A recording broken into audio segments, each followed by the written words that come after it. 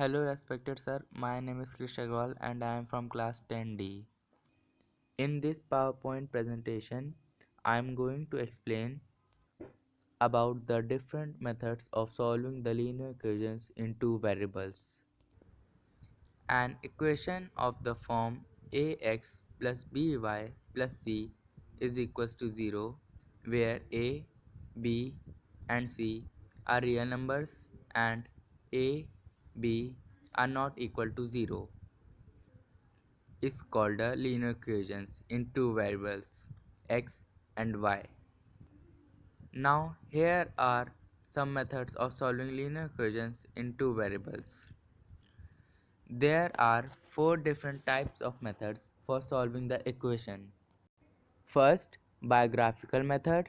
Second, by algebraic method, where it contains two methods, namely substitution method and elimination method. And last, by cross multiplication method. Now here is the graphical method to solve the linear equations in two variables. It contains two steps. Step 1. Obtain the given system of simultaneous linear equations in two variables. Step 2. Plot the graph of the first equation and then graph the second equation on the same graph. There will be two cases as a result: unique solutions and infinitely many solutions or no solutions. Here is an example shown to understand this in graphical method. The next method is substitution method. It has four steps. Step 1.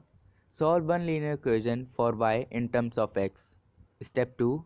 Then substitute that expression for y in the other linear equation. You will get an equation in x. Step 3. Solve this and you have the x coordinate of the intersection. Step 4. Then plug in x to either equation to find the corresponding y coordinate. Here is an example shown of substitution method. Third is by elimination method.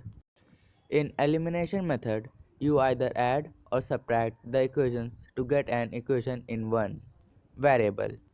When the coefficients of one variable are opposites, you add the equation to eliminate a variable, and when the coefficients of one variable are equal, you subtract the equations to eliminate a variable.